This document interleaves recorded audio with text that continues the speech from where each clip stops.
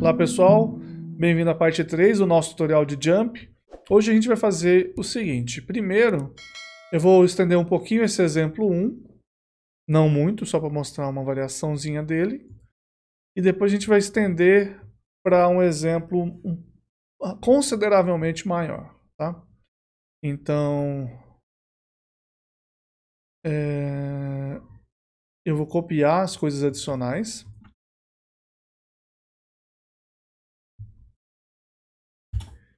E é o seguinte, uma coisa que aconteceu quando Alice e Bob fizeram esse modelo foi que eles perceberam que eles eles produzem essas coisas todas, mas na hora que eles vão lá vender, eles não conseguem vender tudo, beleza? Então lembrando, quando a gente está trabalhando com otimização, isso acontece direto. Você faz um modelo, aí você vai colocar um modelo na prática e não funciona daquele jeito. Por quê? O modelo é sempre uma aproximação da realidade. Tá? Então tem uma frase que eu agora não lembro quem falou, é normalmente dita talvez em contexto de estatística ou data science, que é: todos os modelos são errados, mas alguns são úteis. Então aqui a gente está fazendo isso. A gente falou, as nossas hipóteses são essas, me dá a melhor solução. E a gente achou essa solução aqui. Aí a gente volta no problema real e verifica se faz sentido aquela solução. Descobre que, olha, tem um problema aqui. Tá? Então, no nosso caso, ele colocou em produção isso daqui e descobriu, olha, fiz 19 pulseiras, nunca vendo mais que, em média, 12. Eu tenho 5 brincos, vendo sempre uns 3. Aí o que eu descobri foi que se eu pegar o resto e colocar 30% de desconto, eu consigo vender o resto das pulseiras e dos brincos que eu fiz. E eu percebi também que o colar, as pessoas às vezes buscam mais do que o que eu tenho. Ele estimou 4. Então essas coisas adicionais a gente vai colocar no nosso modelo, tá? Só para mostrar um modelo um pouquinho diferente. Aqui não tem muita coisa a mais. Então, além do que eu já tenho no meu modelo 1, eu vou acrescentar essas seguintes coisas aqui.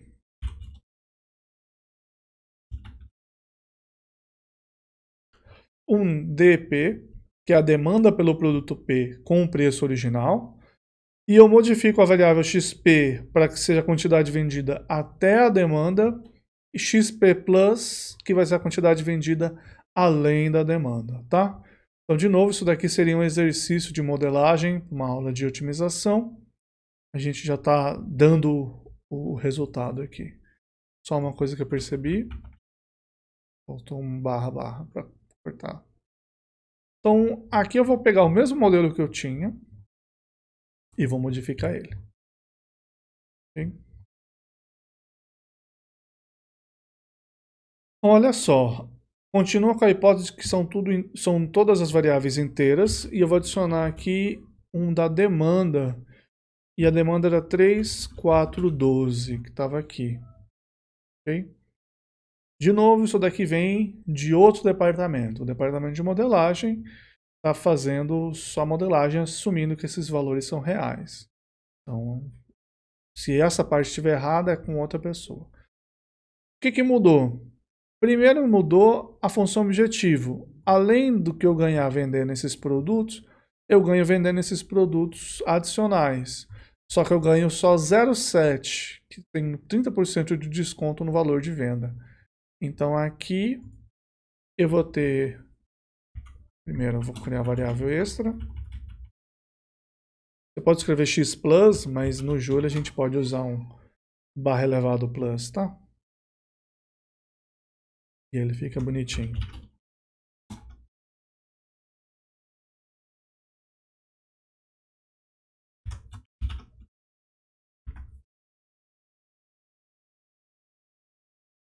Segunda coisa que mudou, esses produtos extras levam o mesmo tempo para produzir, então eles aparecem aqui também.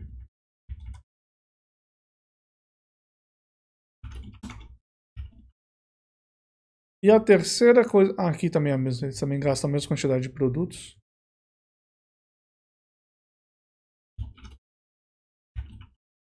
E a terceira coisa que mudou, essas duas eu vou dizer que são uma só, tá? É essa daqui, que é uma das mais importantes. A quantidade de produtos que eu vou vender é alimentada por DP e o resto é maior ou igual a zero. Aqui, então aqui eu coloquei zero e a priori, deixa eu checar se eu posso fazer assim.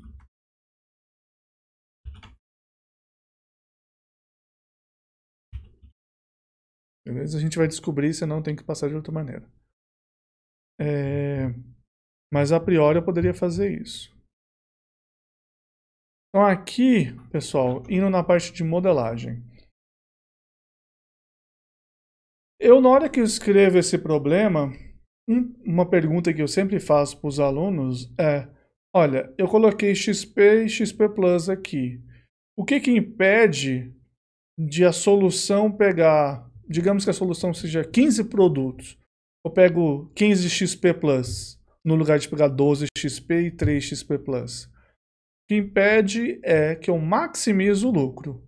E quando eu maximizo o lucro, ele vai pegar XP primeiro, porque o valor de função, o coeficiente, né, na função, isto é, o lucro que eu tenho vendendo XP é maior que eu tenho quando eu vendo XP Plus. Beleza? Então aqui é um resultado completamente prático. Faz sentido eu fazer isso. Saibam que tem o resultado matemático também envolvido aí. Para poder fazer essa mudança, tem que a função objetivo correspondente à venda do produto satisfazer certa coisa. Beleza? Então não é só loucura. Vamos ver se essa maneira de escrever funciona.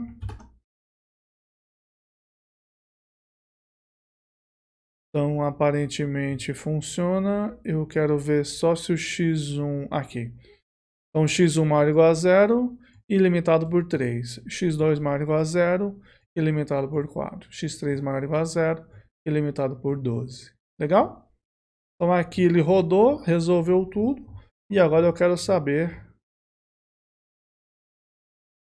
esse resultado. Lembrando, 5, 1, 19.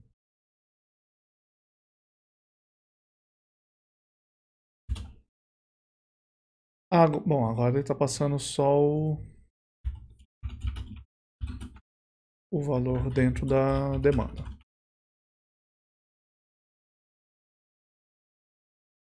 Então aqui eu estou falando produza XP mais XP Plus.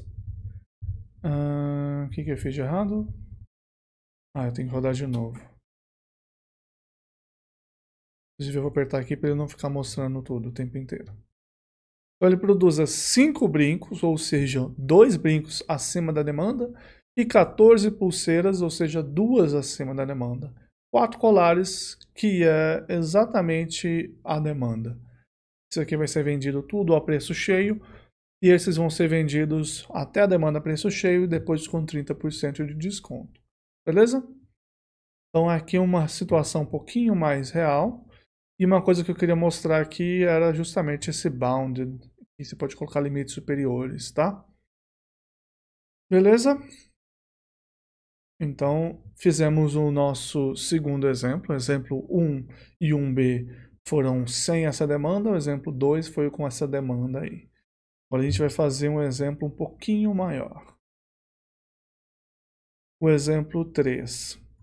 Então aqui eu tenho o exemplo 3 bastante pouco explicado. Que é o seguinte. Eu tenho fábricas, não sei quantas ainda, e essas fábricas produzem produtos. Então está bastante genérico, a gente não está sendo específico em nada.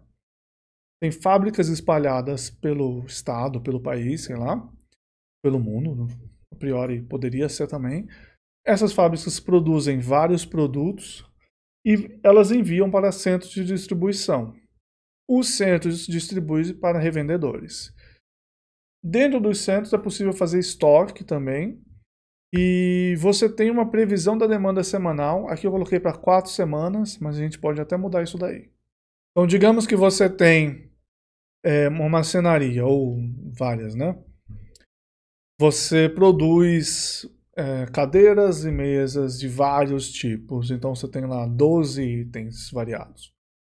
Esses itens produzem em larga escala, tá? Então centenas são produzidos nas fábricas. As fábricas enviam para centros de distribuições. Esses centros têm estoque e existem revendedores desse material que o centro de distribuição vai enviar. A pergunta inicial, a óbvia, é justamente qual fábrica vai produzir, que vai enviar para qual centro de distribuição, que vai enviar para qual revendedor. Então o revendedor ele fala, eu preciso de 5, ele pede para a empresa, a dona da empresa lá, não quero falar nenhuma para ficar, né, dando dica de nada, mas enfim, pede para uma certa empresa, fala, olha, me dá 5 mesas e 20 cadeiras. A empresa fala assim, beleza. A empresa decide quem vai produzir, que vai enviar para qual CD, que vai enviar para qual para esse revendedor, beleza?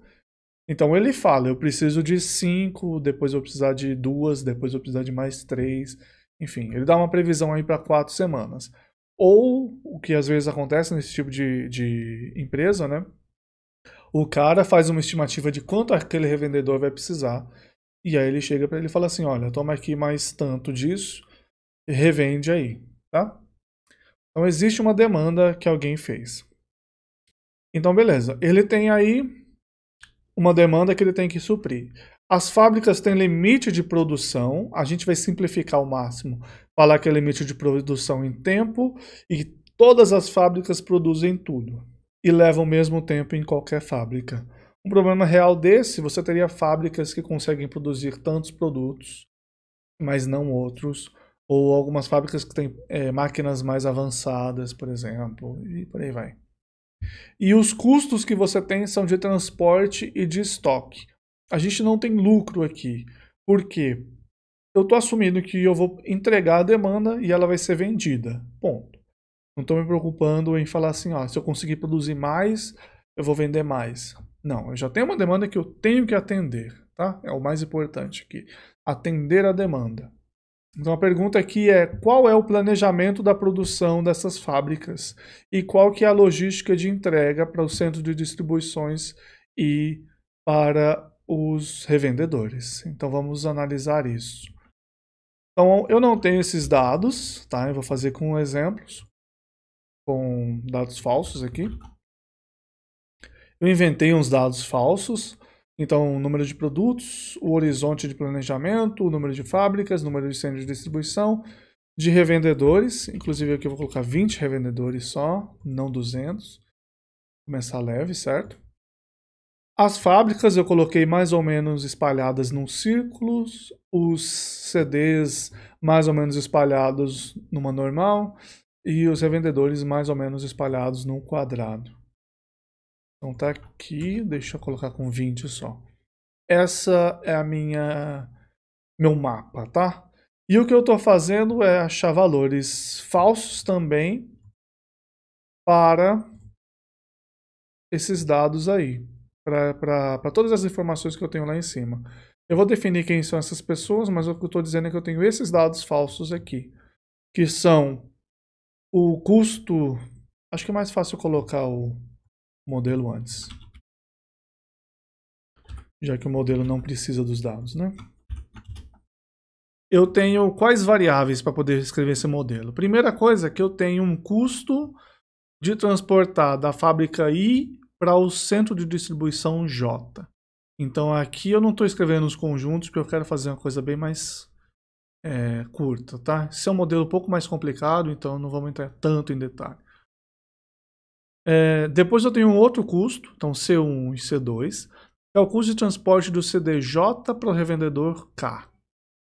Depois eu tenho o custo de estoque no CDJ por unidade de produto, o tempo de produção do produto P, eu tenho o limite de tempo na fábrica I, a demanda do produto P no revendedor K na semana T, e aqui eu tenho as variáveis. Eu tenho X IJTP, que é a quantidade enviada do produto P da fábrica I para o CD J na semana T. YJKTP, que é a quantidade enviada do produto P do CDJ para o revendedor K na semana T. E ZJTP, que é a quantidade armazenada do produto P no CDJ na semana T para a semana T mais 1. Eu vou assumir que eu não tenho estoque nenhum. Então aqui já está escrito J0P é 0. Então qual que é a minha função objetivo? Eu quero minimizar o meu custo todo. Meu custo é o custo de transporte mais o custo de estoque. Então estou minimizando o C1 IJ vezes X IJTP. Então aqui eu estou assumindo que cada produto vai ter um custo, tá? Então, se eu colocar aqui, eu posso juntar alguns produtos para ter um... dificulta um pouquinho. Simplificando muito esse modelo. C1IJ, C2JK vezes o Y e o EJ vezes o Z. Então isso daqui é meu custo. Aqui o meu limite de tempo, que é igual ao limite que eu tinha com Alice e Bob, do exemplo anterior, tá? ZJ0P, falando que o meu estoque inicial é nulo. E aqui uma restrição de balanço. Eu tenho quanto... Então veja só, eu estou fazendo para cada JTP. Então você pode ignorar o TP por enquanto, focar no J, ou seja, cada centro de distribuição.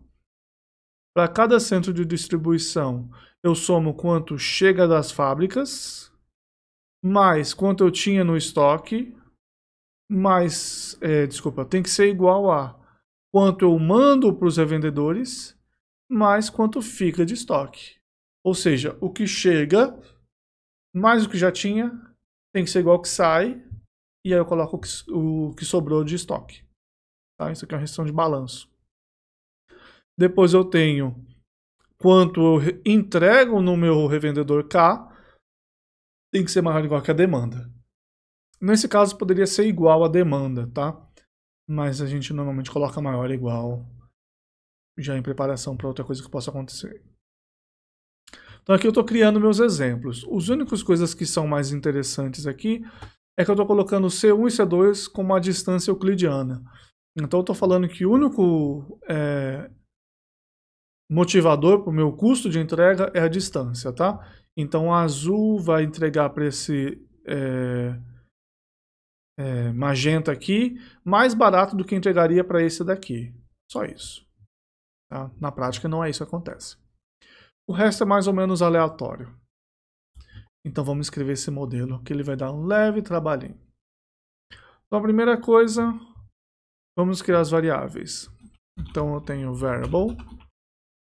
Primeiro eu preciso do modelo, né, na verdade. Model cbc.optimizer. Using jump e cbc. Só um minutinho. Okay.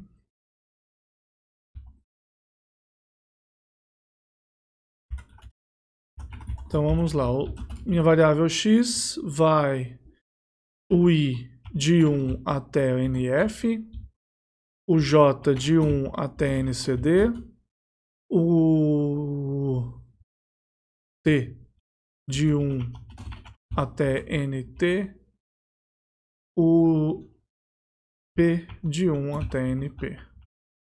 Tudo isso tem que ser maior ou igual a 0.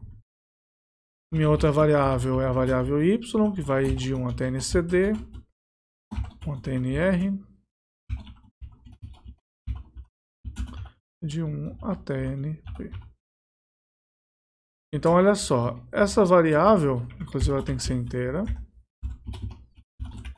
Então, essas variáveis aqui, elas não são mais vetores, elas são objetos 4-dimensionais.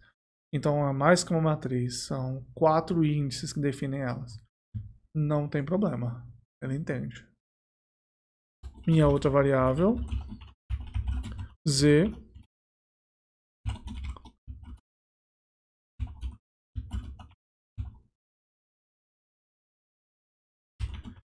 bom, aqui eu tenho uma coisa interessante. O meu t, ele vai de 0 até nt. Então, se você conhece um pouco de Julia, você sabe que o Julia começa os índices em 1. Só que na hora de definir um modelo, às vezes é interessante você colocar 0. Ou até colocar alguma coisa que não seja um índice direto sequencial. Então, o Jump aceita. Apesar do Julia não aceitar, o Jump aceita. Ok? Então, você consegue fazer o índice começar em 0. Então, beleza. Variáveis estão aqui. Vamos escrever primeiro variável fixa aqui, que é a coisa nova. Então, eu vou escrever fix e eu digo qual variável. P.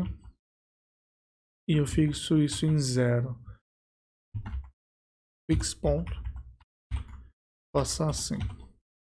Vamos descobrir. Então, hora da função objetivo. Somatório de várias coisas. Então, função objetivo, minimizar um somatório xijtp vezes c1 ij para i de 1 até nf, j de 1 até ncd, t de 1 até nt, p de 1 até np. Então aquilo que eu falei para vocês se aplica aqui. Cada uma das variáveis, ela representa uma das coisas que eu defini.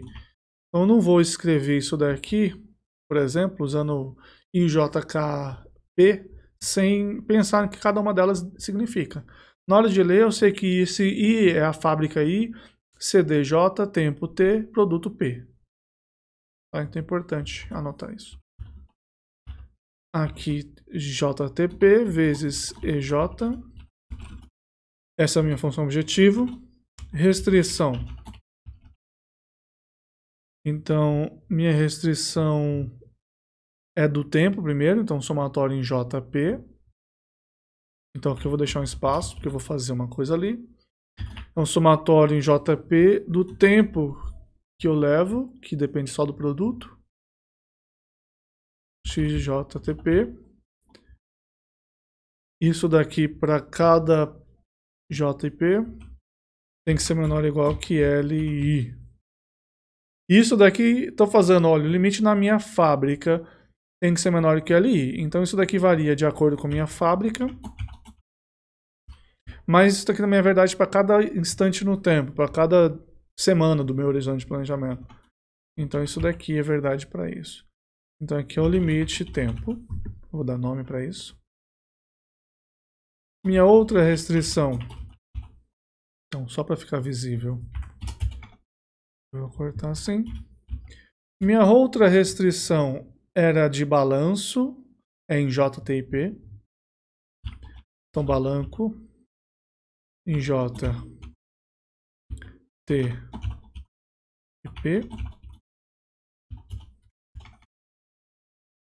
Estou falando que quanto chega de cada uma das fábricas, mais quanto já estava lá nessa fábrica, só que no instante anterior, tem que ser igual a quanto sai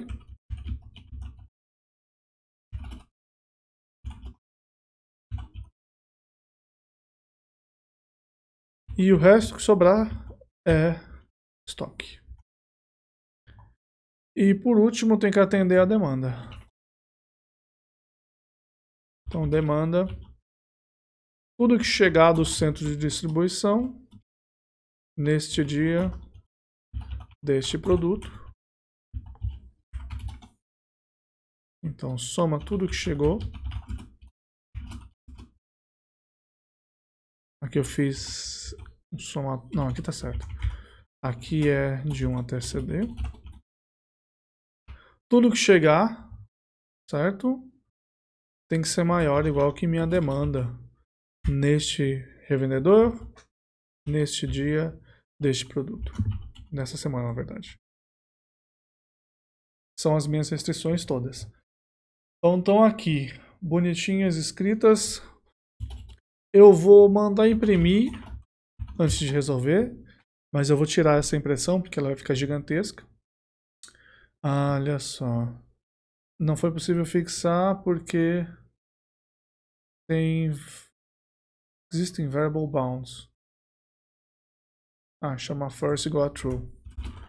Então vamos chamar first igual a true. Não por isso. K não foi definido. Onde? É aqui. A demanda é no revendedor.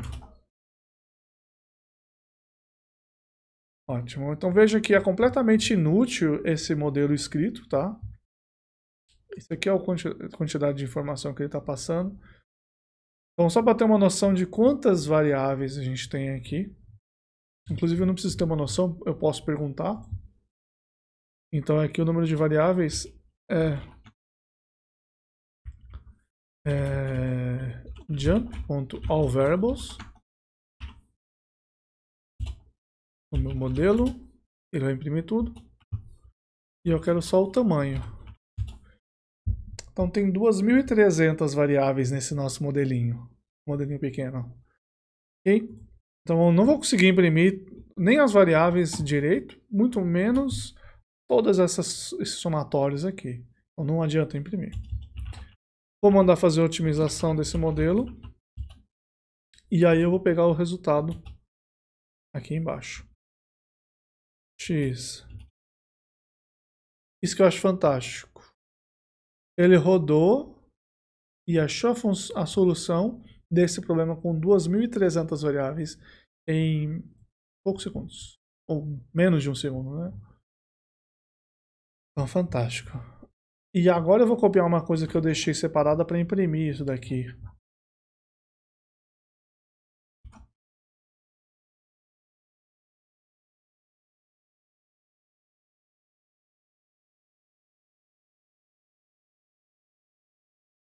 E aqui está não está a nossa solução, né? Mas está uma visualização simples da nossa solução.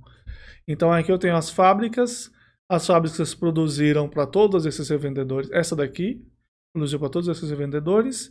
Esse centro de distribuição ficou responsável. E isso aqui é no tempo 1. Essa outra fábrica tomou conta desses caras.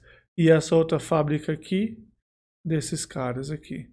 Note que tem 2 centros de distribuições que são meio que inúteis nesse caso. A partir do momento que você colocar limites aí, o limite de caminhão, o limite de estocagem, por exemplo, aí eles começam a ser úteis, tá? No nosso exemplo é tudo aleatório, então só está sendo feliz. Mas são indicativos de que tem alguma coisa errada com o seu modelo, tá? Ou com a empresa que saiu criando um monte de centro de distribuição. Mas é menos provável. Então aqui eu fiz para o tempo 1, eu posso olhar para o tempo 2 também e ver, talvez tenha mudado alguma coisa, enfim. Não é tão interessante. E aqui para fazer esses desenhos eu vi se algum produto foi entregue nesse daqui para cá. E aqui equivalente para centro de distribuição revendedor, tá? Mas enfim, você pode olhar individualmente cada uma dessas soluções. Isso aqui vai estar disponível online se você quiser expandir nisso. O que seria interessante fazer em cima disso? Que aí já não é mais jump, fazer tipo um dashboard para mostrar essa solução, ou relatórios para que a pessoa possa agir em cima, tá? Então por isso que a gente tem essas informações adicionais. Uma coisa que eu queria mostrar era que eu tinha feito aqui. E se eu aumentasse isso daqui 10 vezes? Então eu tenho medo disso daqui demorar demais. Então eu quero colocar uma restrição de tempo. Então olha só, quando você quer passar argumentos para um otimizador, você usa Optimizer with Attributes. E aí fica CBC Optimizer, segundos, vai em 10 segundos. Note que tem essa setinha aqui, é como se fosse um dicionário, tá? De onde eu tirei esses seconds? Tive que ir lá no cbc.jl para descobrir, tá? Não tem uma interface unificada para isso no Julia, no Jump. Tem que buscar. Então fiz isso daqui e limitei em 10 segundos. Se ele levar mais de 10 segundos, foi muito. Então aqui eu aumentei para 10, não rodei ainda. Eu vou colocar 12 produtos, 8 semanas. Só isso aqui. Só para dar uma visualizada divertida.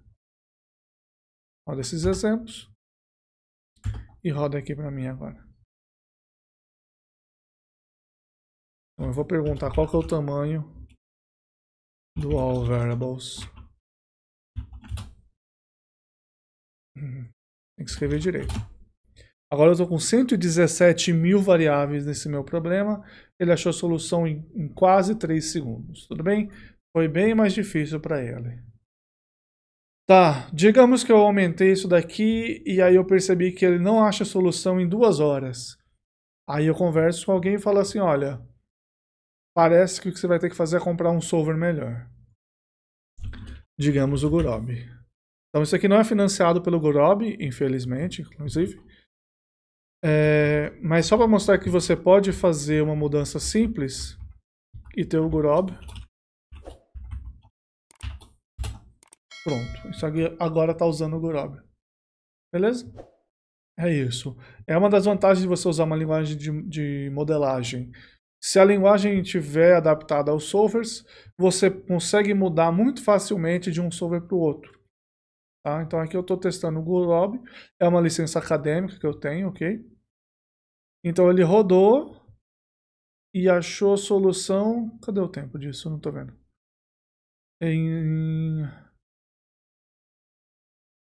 Eu não sei se isso é o total, enfim. Vou rodar de novo para ele pôr o pré-compilamento, sei lá. Enfim, se você somar esse 1.25 e esse 0.57 e esse 0.05, é menos do que o outro, beleza? Eu não sei exatamente qual que é o tempo, mas foi bastante mais rápido.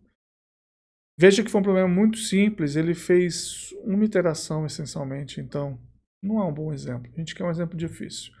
Infelizmente eu não tenho um exemplo difícil. E aqui a solução, de novo super interessante, ainda sem usar esse CD por algum motivo. Beleza?